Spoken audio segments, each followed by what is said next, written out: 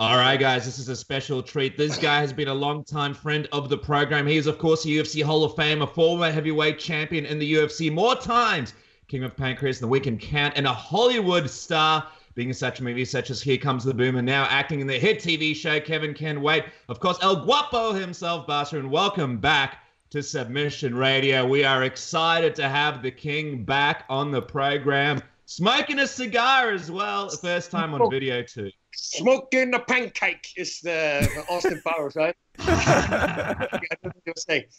Movie star, I don't know, man. I don't know about movie star. Come I'm on. a guy. Movie stars are like freaking Dwayne Johnson, The Rock. You know, those are big movie stars. I feel like you've got a good name for it though. You've got the three syllables. Bas Rutten. You know, it's short. You know, it's got impact. Better than Dwayne Johnson. Come on now. You know how it sounds in Dutch? It's a very simple name, Bas Rutten. See, when you come to America, it's Bas Rutten. They go, yeah. Yeah. That's a much better sound to it than Bas Rutten. Yeah. What kind of cigar have you got there? What kind of cigar are you smoking? This is a Gurkha cigar. Which one is this? The Gurkha. Oh, wait, I can look it up because I always pull the band off. It's a Rogue. A Gurkha Rogue.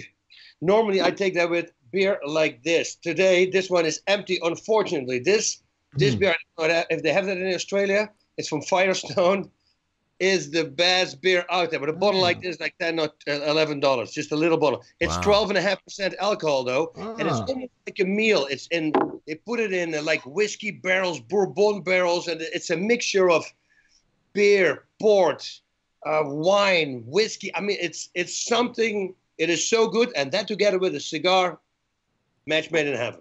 You're in heaven. Yeah, I was going to say, and you mentioned to us it's cold over there, so a beer and a cigar sounds really nice. It's freezing here, so a beer and a cigar would be really nice here in Submission Radio. But I mean, a bit of a I don't know if it's like a celebration. I guess it kind of makes sense, right? Because we saw recently it was 21-year anniversary of your win over Kyuma Kinoku at Pancrase Alive 4, right? 6 years later, you of course defeated Kevin Randleman to win the UFC heavyweight title, part of a 22-fight undefeated streak to your career. That's cigar worthy right there. What do you think when you see those crazy anniversaries and they pop up? I know. Today in MMA on Twitter they do a really good job. What do you think when you see all these crazy achievements that you've done?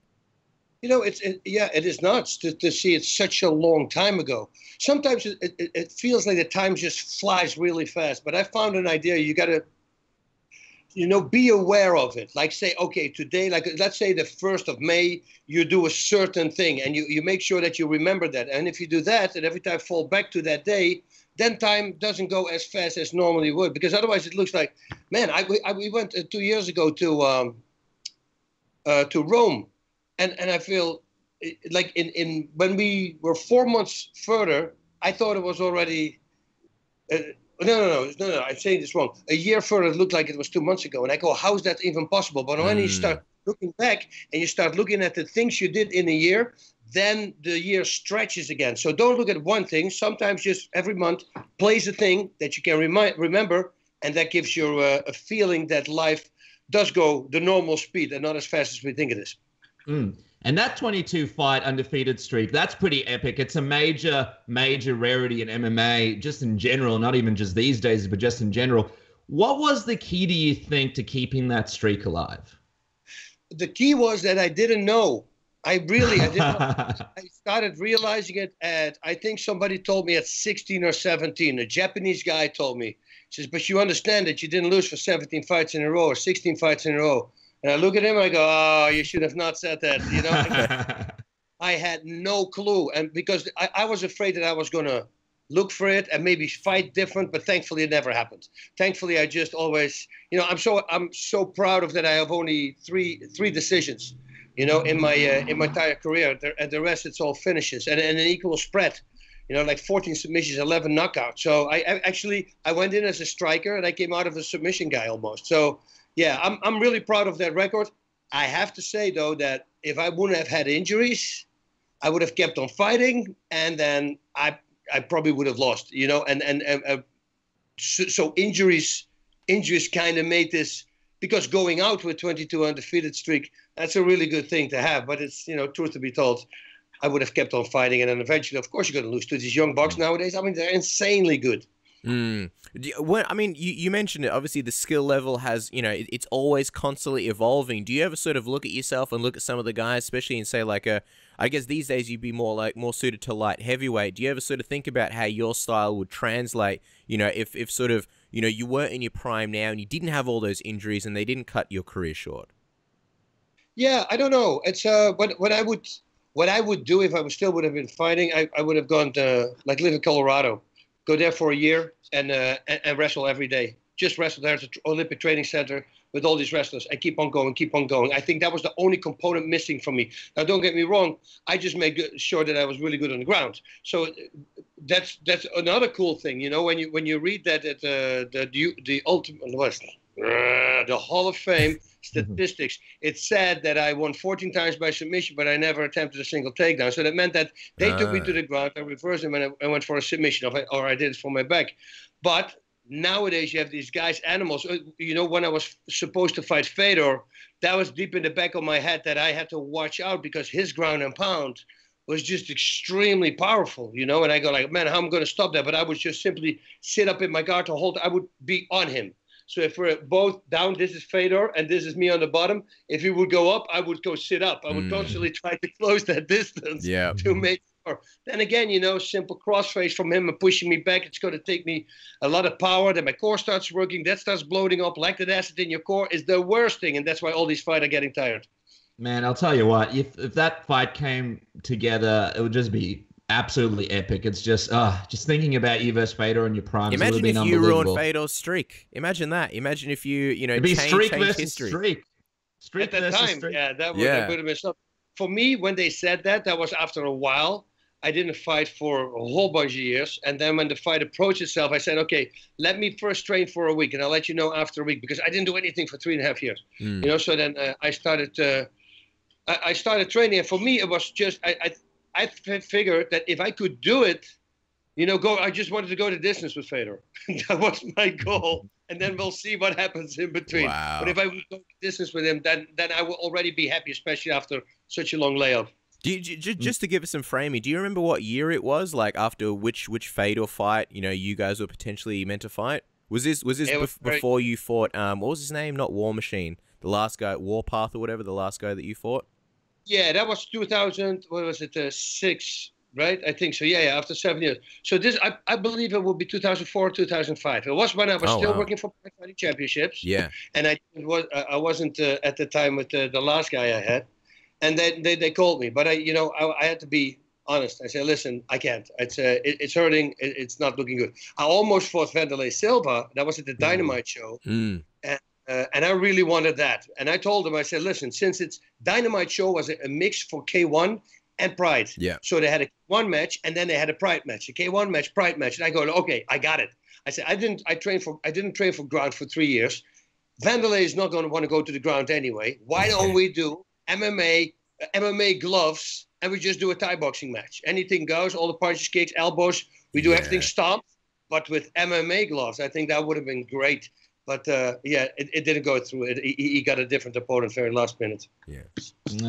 Man, I almost feel bad when you tell me these stories just because of just thinking of what would have happened if these matchups came together. You mentioned Fedor, so we have to get your thoughts. What did you think of the Fedor that we saw this past weekend? A lot of MMA fans kind of happy to see Fedor get a signature win again.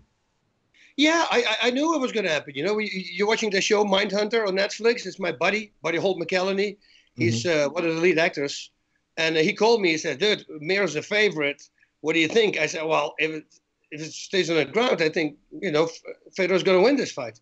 I said, but I know you're a gambler. Don't start gambling and losing money, and blame it on me. And he said, no, don't worry about it. But you would go for Fedor. I said, I will go for Fedor. Now, Fedor has good takedown defense as well. If this fight would have gone to the ground, and I know Fedor's insanely good, but, he fought 3 times against Big Nog, and I was not Big Nog's prime, and he could never stop him, remember? But Mir did. And I thought that was amazing. I would have loved to see this fight go to the ground, at least for a little bit, and see those guys go on the ground. But Fedor's technique, I always say this, it's almost like he does things on purpose. Like he's striking, his hands are low, and he moves weird. But, man, he's got that laser guided precision. and he's got enormous power, and there's no zero. It's a zero load up. He doesn't load up. He doesn't load up like this. He just punches straight from here. And the same thing with the submissions. Sometimes it looks awkward, and then you look, and he's awkward, and then he pulls off the slickest submission, you know. So I truly believe he's doing these things on purpose, you know, to let the opponent what's going on, and whoop, suddenly he's into a really nice armbar. He's got really great technique. So yeah, it would have been great to see them both on the ground. How do you think this affects Fedor going forward? Because obviously, you know, as fans, everybody's kind of relieved because Fedor hasn't had this kind of dominance in a long time. And he's never really been the kind of guy who operates on confidence per se. But getting this win, doing it in somewhat signature fashion, do you think that in some ways makes him a little bit more dangerous, especially moving forward in this tournament bracket? Yeah, well, he's 41, yeah? 41 or 42, I can't think. So it's... I don't know. I felt really good at 42. I have to say, I felt incredible. Only the injuries. I had the injuries. But if he's physically good and mentally good, he's still there. You know, yeah, he had some bad luck, but look what he's doing right now. He's doing really well. So I don't know what's going to be against Chael, because Chael, you know, I don't know if Chael can take him down to the ground. And I know Chael's a really good wrestler, but he needs this fight on the ground. And we can see from Fedor with the laser-guided position I was talking about, you know, that even if Chael is really good at taking people to the ground, there's still that puncher's chance. And if somebody can connect just before that, that could be Fedor. But I think with his sambo, he might keep the fight on his feet, and that could be trouble for Chael. Just speaking of Chael, I know that obviously it's been a few years since he's been in his prime, and a lot of people sort of criticize him because some of his promos can be a little bit of cringeworthy. But when you look back at the history of Chael Sonnen, you know, he took fights with some of the toughest guys that were around. I mean, he took that short notice fight with John Jones. Oh, not short notice, but he took that fight with John Jones. You know, he fought Anderson Silva twice when Anderson Silva was destroying everyone and almost beat him once. You know, he's fighting Fedor when really Chael Sonnen is probably more of a middleweight in his prime. Do you think he sort of deserves some kind of credit for at least taking whatever fight comes his way against, you know, tougher opponents that other people maybe might have ducked if they were in his position?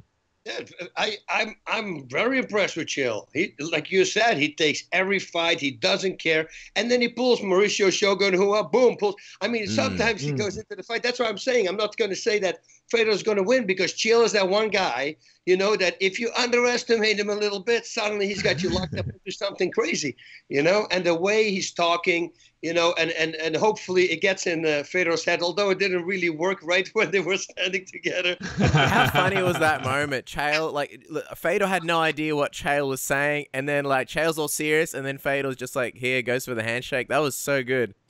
You know what? I think people should know, but Fedor speaks English. And, yeah. And do you think he understood everything Chael said? 100%. He's just a very smart guy, and that's why he comes again with the smile and the handshake. You know, he's just testing him out, and as soon as they give the hand back, he kind of knows he's got him, right? Yeah. So he's like a computer. He got a lot of data from that handshake, just like the Terminator, analyzing everything. He tries it out one more time, right? I think it's genius. So and Chael was literally bothered by it. He didn't want to do it. You reckon Chael was a little bit rubbed the wrong way by it? No, not rubbed the wrong way, but I don't think that he wanted to give him a hand. But it's Fedor, and he had the smile on his face, and he had to do it, you know. So then he gave him the hand, and you saw in his face like, I gave him a hand, you know. I shouldn't have done that last moment. So yeah. I think it's a fishing thing that Fedor is doing. See how he reacts. Because that's not what bad guys do. He's not supposed to shake his hand. Yeah, I loved it. I thought that was such a good moment. Just sort of going, you know, looking back at Fedor, obviously you commentated so many of his fights. You were around him so much in Pride. You know, when you think back to it, what do you think is your favorite Fedor fight memory that you can recall? Whether you were there commentating or whether it's just something that you remember from Fedor and has always stuck out to you. Yeah, all these fights. Of course, the Merkel Krokop fight, that was something. You know, the way they came out. I always talk about this, the video footage they had over there in Japan, the packages they made about Fedor and Mirko. That was something, man. We had tears in our eyes. I remember Mirko coming up, and Mirko's crying. He just saw the picture of his father's grave, you know, what they were showing. And then there were bodies floating in the water, in the river, and there was ice on the river, and bodies floating upside. needless to say, it was going back to the war. And I get goosebumps now. And then you saw him training in that high-tech gym, like Drago, Ivan Drago. Yeah. And you see Fedor with the rusty kettlebells, and he's running in the snow with the wooden things in his neck, and he's got the simplicity, and he's got the high-tech stuff. And man, it was so cool, well done, back and forth. Man, they should show this in America, on pay-per-view. But they said, no, we cannot because they paid for this, and they won't allow us to show it. So I hope I should go on YouTube and see if we ever can find that. That was a cool piece. Yeah. Oh man, if someone could fish that, that'd be awesome. Do you have any other sort of like funny memories, like of Fedor sort of backstage around Pride shows? Anything that kind of, I guess, happened that sort of like, takes you into Fedor's character, or something that maybe people wouldn't expect ever seeing or happening with Fedor? No, Fedor's Fedor. The face that you see with the smirk on normal, that's him all the time. So they had an article in Japan. There were 2 pages, and then they had pictures of Fedor everywhere. And all the pictures were exactly the same. And it said, Fedor angry, Fedor happy, Fedor this. Fedor on the bottom, his emotion, but it was the same picture. And the good thing about Fedor is, if you go to in Japan, I don't think it's now anymore, but I think in Japan, he was very stoic, and he almost never smiled. And later in his career, he started doing that. So when you would go to a press conference, it would be quiet, and as soon as he would smirk, you go, oh, everything. The place would blow up. I mean, you see a freaking spark of God knows how much light, and then it was quiet again. But every time he had a smirk, everybody's shooting their cameras. Wow, that's the $1 million shot. Did you ever try and like get a rise out of him? Did you ever try and crack jokes with him? And obviously, like Pride, that was like the Wild Wild West, but that was the land of the pranksters. Never forget Mirko Krokop and Mauro Ranallo. Did you ever try and prank Fedor? No, I'm not going to prank Fedor. No. The thing is this. Okay, Krokop, you can say, I don't know how he's going to react. Fedor, he's not going to hate. He's not. But he's such a good guy. Yeah. And then there is something about being the fact that he's such a lovable, good guy, and then he can kill you, like literally with his power. He's got such an insane power, and from this guy he would never do that. So you don't need to be afraid of it. But he's such a you don't want to do that. Now Mauro's a really nice guy too, but I had to do it with him. And he's got a great documentary coming out as well that everybody needs to check out. Quickly talking about the tournament, though, Ryan Bader is still supposed to fight King Mo, and we know there's a fight between Roy Nelson and Krokop, and that's if someone gets injured, they can sort of slide in there and fill in. Who do you think is going to win this thing? If you have to pick one person, are you backing Fedor here, or do you think Ryan Bader's going to win this thing? Who do you think wins the tournament? Mitrione, maybe. That's another one. Mitrione's in there, yeah. Yeah, Mitrione is still in then, right? Yeah. Yeah, Mitrione or Fedor. I mean, this is a hard one. But Mitrione or Fedor, I would think. This is one of those things that who had a rough patch for a while. It was Mark Coleman, and then he did the 2000 Open weight class at the Pride Fighting Championship, and he won the whole thing. And it was everybody spat him out before that fight. Yeah. And he went to Pat Miletich, and Pat was talking to me about him before the fight. He said, dude, every time I told him, okay, let's run this hill 5 times. And then he would do it 3 more times every time. He said, I've never seen him like this. He's been training so incredibly hard. And then he won the whole tournament. So, this could be a thing with Fedor also. This could be his thing. And maybe that he says after winning this tournament that he's out. And if you have a mindset like that and a goal, yeah, you're going to do everything in your power to make it, to let it come to fruition. So I don't know. He might win this thing. Then again, yeah, there's some heavy hitters there. The thing with Fedor is he just has to connect. Like with Mir, he didn't even connect full. You see what I mean? He's got so much power, even if it's half or it's grace, you're going down. That's the thing with him. He connects, it's over. How would you see potentially Ryan Bader and Fedor going? Do you think Bader has a chance here? Because if Fedor can beat Chael Sonnen, which is a high possibility, right? And if Bader can beat King Mo, and then if he beats Matt Mitrione, which that's a tough test in on itself right there, he might meet Fedor in the finals. Do you think Bader would have a chance at beating a guy like Fedor these days? And it's interesting because Fedor isn't the biggest heavyweight, and Ryan Bader's sort of a light heavyweight, but he's not he's not a small guy either. Ryan has always a chance. I mean, again, that's one of those guys. And Ryan is a guy that you still see growing. Yeah. Also, over his whole career, he never stops learning. So he's getting better and better all the time. And those guys, you see, like when I don't fight anymore, I'm not going to go into footage and I'm going to break everything down. But you better believe that those guys are doing it with Fedor. And they're going to go to all the matches that he lost and what did he do wrong there and how did he set it up, you know, and they're going to try to break it down and see if they can mimic that. So I don't know. Yeah, I have no clue. Again, I'm always coming back to a guy who has one punch knockout. It's always dangerous. Then again, you know, once you get in his face, Dan Henderson, you remember, Fedor attacked him and Dan goes, oh, excuse me, and then he starts wheeling back right away. You know, so you might surprise him like that as well because a lot of people are afraid of him because he's got so much power. It's the same as Mike Tyson. I think 80% of the fighters already lost before the fight because he has that charisma, he has that power. But if you tell yourself before you go in, you know what?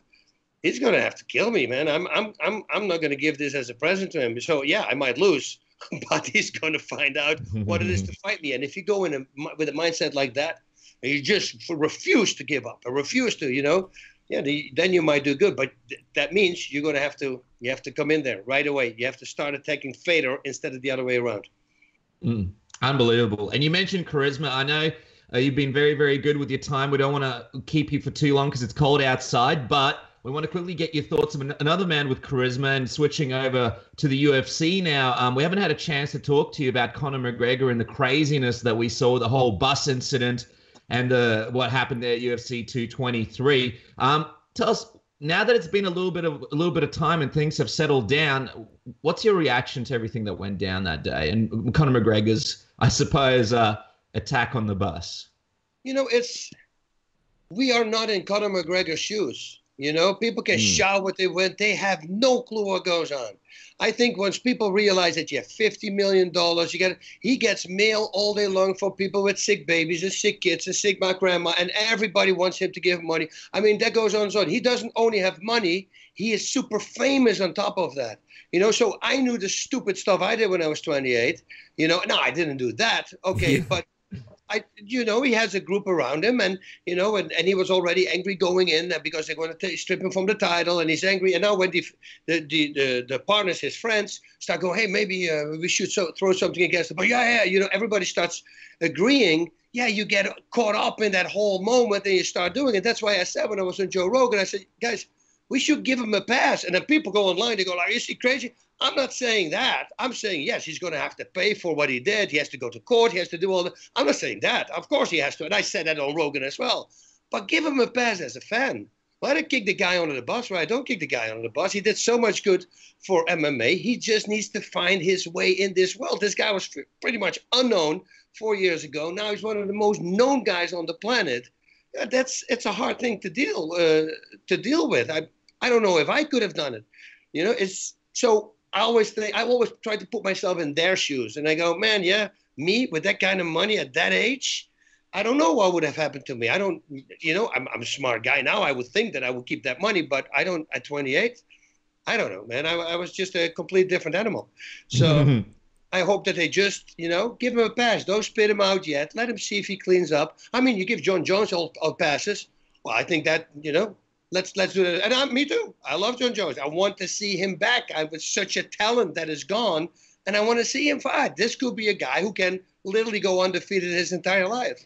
So, yeah, I would love to see a guy like that back. Plus, this is a great comeback. It's like the Apostle Paul I'm talking about. Right? But he came back, and now he's a big believer. Jesus visited him, but the whole thing happened. This is the impact you can have. Your impact that Conor can have now on kids and that John Jones can have, become a really good fighter and become a role model. Stop changing lives around. Stop making people happy and start, doing things, charity. I think once guys like that start doing it, then more people start doing it. And with their power that they have, hopefully people start following them and do the same thing. And final question on McGregor. If him and Khabib do fight, what is your pick? Who do you predict wins? Because that's the big blockbuster fight. One of the big blockbuster fights everyone's talking about. Yeah, I go back to Chad Mendes, right? And Chad didn't have only 12 days to train or something, and he put him on his back immediately, pretty much. And he had a problem on his back. Khabib is a guy who's not going to run out of gas. He had a full training camp, and he's going to be on him. Now, don't get me wrong, and I mean, Khabib's never been knocked out, nothing, but Conor can hit. He can really hit. And if he really uses footwork and he can land a shot and hope to capitalize on that, but I think once it goes to the ground, a guy like Khabib, it's just very hard to get off of you. Now, I don't know what he's been doing. He might have been wrestling even throughout this boxing camp that he had with Mayweather, the match. I don't know, but he knows it's his Achilles heel. So he needs to work on that. And I had the same thing. I was pretty much the same as Conor. I was a great striker, but, you know, I sucked at takedown defense. So I don't know. It's a hard one. It's a puncher's chance. He uses a lot of footwork, and he can tag him, and he can actually knock him out, stop him. Yeah, it will. Then Conor can do it, but can he knock him out? That's the question. Otherwise, it's going to be one of those fights that it's going to be grueling. It's going to be constantly on him.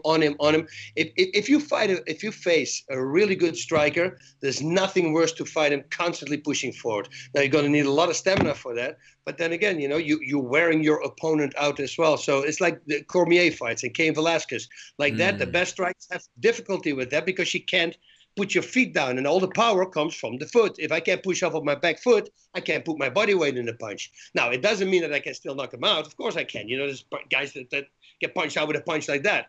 I'm not saying that. But, you know, in order to get a big guy and a strong guy, yeah, you want to have your foot on the floor, or 2 feet on the floor with hooks and uppercuts, and at least your back foot on the floor once you start throwing straight punches. And if you can't do that, well, it takes a lot of power away. So if Khabib is probably going to do this the whole time, and he's going to have to work angles, but it's 25 minutes fight time. It's a long time to avoid a takedown. And that's, you know, and that's the reason why, obviously, you know, as fight fans, we're not sitting here sort of, you know, wanting to throw the book at Conor. Of course, every one of us here speaking wants to see Conor back, and everybody wants to see that, you know, Conor versus Khabib fight. But just quickly, I just wanted to elaborate sort of on what you said before, because Conor sort of had these kind of like public meltdowns before. You know, he had that thing in Bellator with, you know, Mike Goddard and jumping over the cage, and now, you know, this whole bus thing. I wonder if you can relate, because you spoke about some of the, you know, things that you did when you were young and you had money, and just kind of seems like when people are kind of young and they, with Conor, maybe he feels like he's sort of invincible, and if nothing happens, kind of like I guess with John Jones, where if nothing happens to make them realize and go, all right, I need to change things, like if he gets away with it and nothing happens, it kind of sends the message that like, well, I did whatever I wanted, and there are no consequences. Do you think something has to, again, I don't want to see the book thrown at him, but do you think something has to happen so that he realizes, all right, I can't do whatever I want. There are consequences to these things. Yeah, no, of course. And, you know, like jumping in a ring, you have to understand, nobody says no to this guy.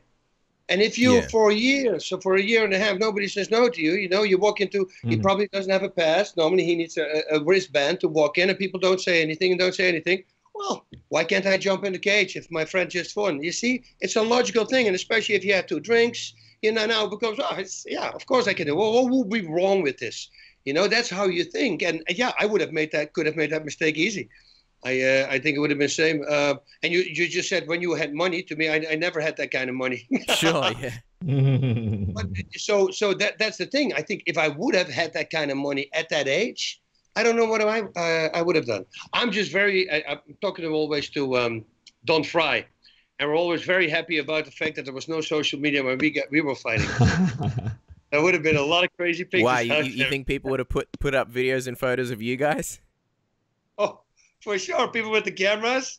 I mean, with the fights we had there in Japan, like on the street with crazy people. I mean, it was nonstop. You never fight with a Japanese guy. You will never. But if I see a little Japanese guy get beat up by 2 big Americans or Australians or whatever they come from, yeah, I'm going to say something. And especially because I can, right? So, okay, guys, leave the little guy alone. You know, well, what do you want to do about it? Well, actually, if you want, you can always try. You see, that was in the early days. You know, did that happen? Did you ever end up fighting like random dudes because they didn't know who you were in Japan because you were sort of standing up for like the little guy? I had guys literally walking into me and challenging me and taking me outside.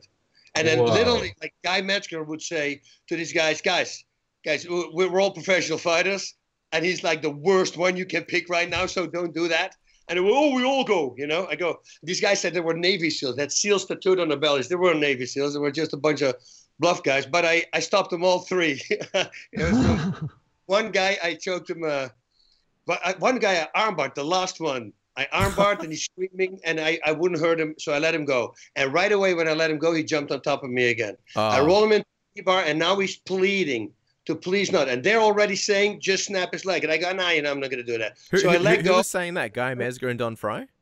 The group of fighters that were there. Yeah. And right away when I let go, he attacks me again. Oh, man. And then I just put him to sleep. And that's why I just put him to sleep. What did you do? You checked him out? No, we might have pulled his pants down, I think, when he was down. Yeah. But they were fighting everybody. It was literally in the bar, and I see them come in, and you see the people flying out of the path. They were pushing everybody away. And I'm looking at my friends, I said, and right away when I'm looking to the side, boom, they push me, and that's how it started. So when I see that, all these, the little people that they pick out, and then actually they did it also with me. So I had to defend myself. Your Honor, I'm very sorry, but I had to defend myself. Unbelievable. I think one day we'll just have to get you on and go through some more stories because you have so many great stories. But guys, there he is, Bas Rutten. Make sure to follow him on Twitter at Bas Rutten MMA, on Instagram as well. And pick up an O2 trainer today, o2trainer.com. Just quickly, Bas, before we wrap up, Receptor CBD oil, we know it's been helping a lot of people. Do you have any updates on that? Any good stories that you can share with people as to, I feel like Nate Diaz needs to get on it because he's a big fan of the CBD oil. Oh, it's great. Listen, there was this girl that we helped, and Receptor works also with, there was another one, Charlotte Web. And there was this girl had 147 seizures a day. They gave the CBD. She had one that day, and it was over. So then I went with Receptor to a convention that they were doing. And I walked in, and there's like 800 pictures, all like 8x10 pictures. Everywhere is full. I go, wow, well, who are these kids? And they say, oh, they all had seizures. It's over. I go, are you serious? I mean, it was everywhere, all these pictures. And I go, wow. Can you imagine if you're a parent and you have a kid with all these seizures? And it actually happens right now here in America as well. There's some states where it's not legal, and they give it to their kids the only way to get the seizures away. And then the parents get locked up by the police because they give the kid cannabinoids. I go like, this is insanity. If the doctors would just do their homework, and they know, but they just want you to buy their drugs because they get money for that when they write a prescription. They don't want people to get cured. Come on now, there's no money in that. So let's do this. Let's say it's illegal. But Israel started this thing. They're really the forerunners right now on CBD. I saw a CBD documentary about it, like a 3-part documentary already like 2 or 3 years ago, and that got my attention.